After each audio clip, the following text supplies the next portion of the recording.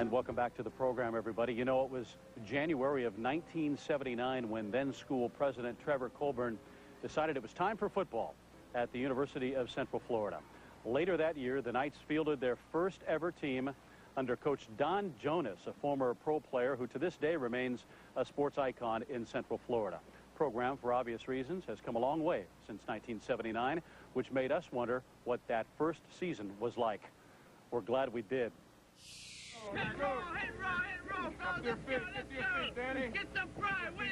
Before we even got to the first day of practice, we didn't have any footballs.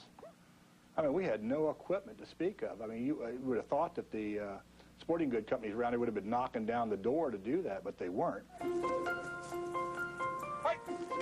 You saw gents with full beards. You saw big old corn-fed country boys. You had guys that were tending bar. You had bouncers down at Rosie O'Grady's and Nichols Alley. You know, all these guys that were a bunch of wannabes.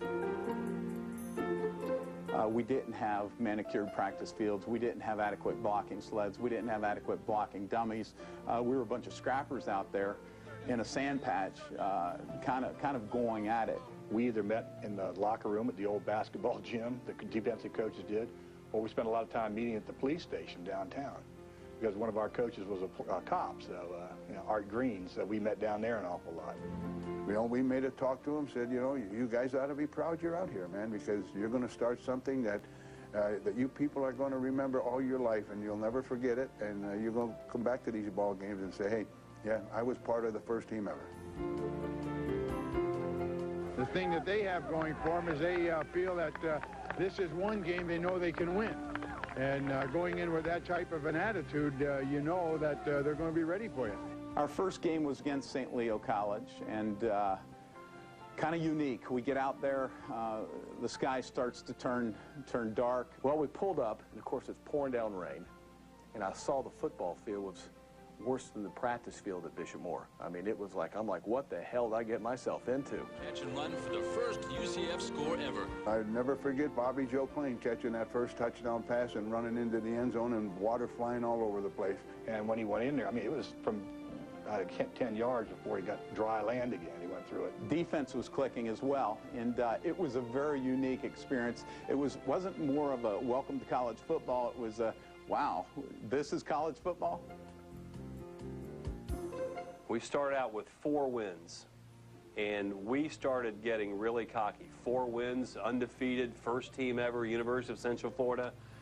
Then we went on a road trip. I'll never forget the trip to Presbyterian where, which we got waxed. And they fired this cannon off every time they scored, and I think we cost them $20,000 in powder because they scored 48 points on us. It was a rather-one-sided game. And at the end of the game, they were singing MIC, KEYMOUSC football team. It was embarrassing. Then we go up to Emory and Henry, and we got a good referee shaft job up there, but other than that, we could have been undefeated. When I first got assigned out at the university, and I looked at our schedule, I had stated we would be 6-2 when the season was over. I think the discipline on the football field overwhelmed our athleticism, which there wasn't much of. Go! Fake here, now I come back here. See you,